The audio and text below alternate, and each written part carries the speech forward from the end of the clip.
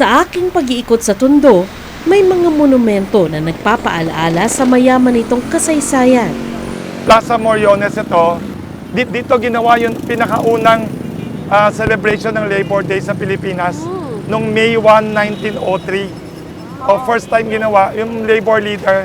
Tapos noong 1930, dito tinatag ang unang Communist Party ng Pilipinas. Hindi pala natapos kay Bonifacio at mga katipunero ang pakikipaglaban ng mga taga-Tondo.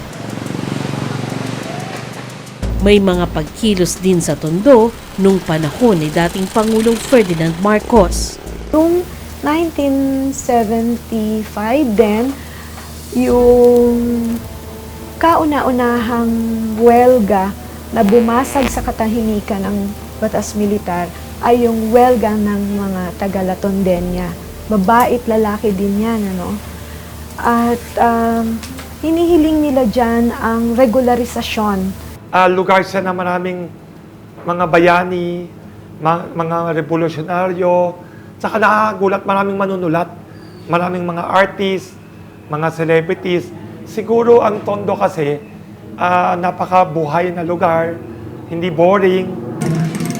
Maraming mahihirap sa Tondo at marami din ang mulat sa mga isyu ng lipunan. Paliwanag ni Professor Gabriel, sa Tondo kasi ang puntahan ng marami sa ating mga kababayan na naghahanap ng trabaho. Maraming mahirap sa Tondo. No? Ang District 1 ay parang tinatatakan sa kasaysayan na working class district noon pa. No? Kasi nandyan ang napaka-active ng ng mga commercial establishments. No? Madadagdagan pa yan pagdating ng mga migrante mula sa mga probinsya. No? Ito na yung post-war phenomenon na pagdagsa ng mga kababayan nating taga-probinsya, mga 50s, nagsisimula na yung pattern. Dumadami na. Kasi syempre, yung pier at saka yung train, yung tutuban, nasa Tondo eh. Kano? Ito rin daw ang dahilan kaya naiugnay ang Tondo sa labanan ng mga gang. Ngayon, pasikip ng pasikip. Syempre, pag masikip na ang lugar, magkakaroon niya ng iba-ibang grupong etniko ang magtatagpo-tagpo dyan. Usually yung labanan to para sa teritoryo.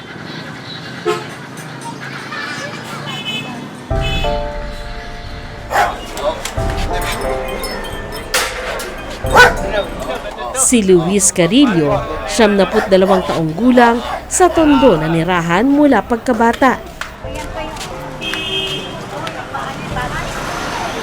Nakita niya ang buhay sa Tondo nung panahon ng mga Amerikano, ng Hapon, at dito na rin inabot ang World War II. Naaalala niyo pa ba yung lumang Tondo nung kabataan ninyo? Natatandaan ko lang, mabuti ito lugar na ito. Hindi magulo. Pumasok ng Hapon. Tapos, naging liberation, naging magulo. Iba naging maraming pumasok ng mga salba-salbay rito eh. Pero kailanman, hindi siya umalis para manirahan sa ibang lugar. Mahal niyo po ba ang Tondo, Tay? Oo, mabuti makasama ang mga tao dito eh. Kaya dito nakakatulong-tulong sila. Sa ilang bahagi ng Tondo, makikita ang patuloy ng pag-unlad nito. May mall at condominium building na itinatayo dito. May nag-invest ngayon na isang malaking real estate developer. Oo. Dinevelop nila tong tabing estero, no? Oo. Para gumanda rin ang lupa nila. Estero, pero may park na dito. Nagbabago na nga ang mukha ng Tondo. At may mga tao gaya ni Ryan na aktibo sa social media para ipagmalaki ito. Every time nasasakay ako ng taxi, ayaw nila ako ihatid sa Tondo kasi nga daw magulo. Pero kaya nga meron akong way para i-promote yung lugar namin kasi nagbago na siya.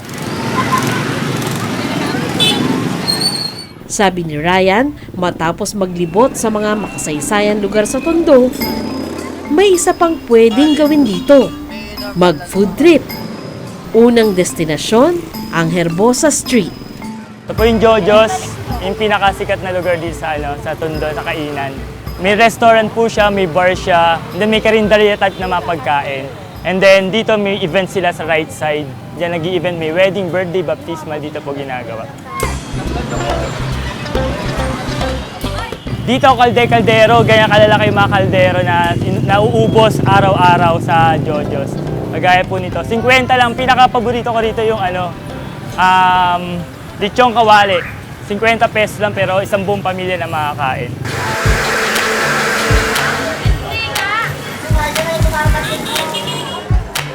Dito tayo sa Ugbo ngayon. So, price range from 50 pesos to 100 pesos. So may mga mojos tayo dyan, buffalo wings, cheesy beef, yan, mga french fries. Yan. So nagsimula kami dito, maliliit na tindahan lang kami hanggang sa dinevelop namin kasi para na rin kasi kami maliit na community dito ng mga nagtitinda ng pagkain. Uso kasi yung mga burger na iba kulay, yung mga lalaking burger, mga quarter pound patties. Yung nagdagdag ako ngayon, dinevelop ko siya. Nagawa ko naman sarili kong recipe ng burger. So, nag-sold out ako everyday. Ngayon papasok tayo dito sa isang iskinita, isang sikreto ng mga Tondo, kainan ng sikreto ng mga Tondo. Pagkagat ng dilim, nagbubukas na ang Rados Lechonan na may kakaibang specialty. Tumbong at dila ng baboy.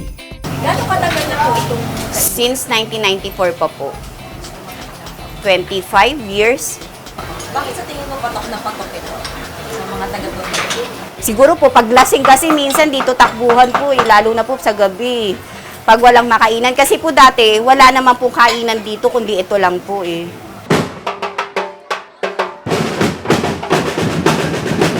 Mula sa lugar na naging sentro ng isang kaharian. Mula sa lugar na nilakaran ng mga maharlika. Patuloy na isinusulat ang kasaysayan.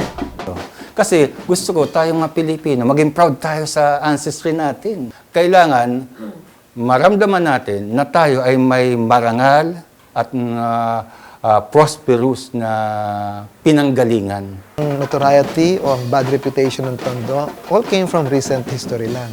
But if you go deep down into the distant past, you will discover that Tondo was a place of bravery, of selfless sacrifice, patriotism, love of country, as personified by these heroes.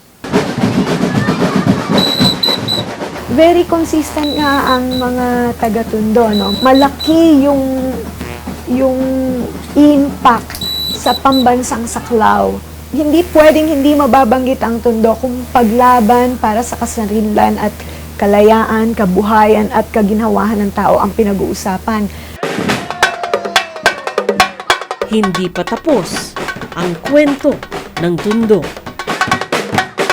Magandang gabi po, ako si Sandra Aguinaldo at ito ang Eyewitness.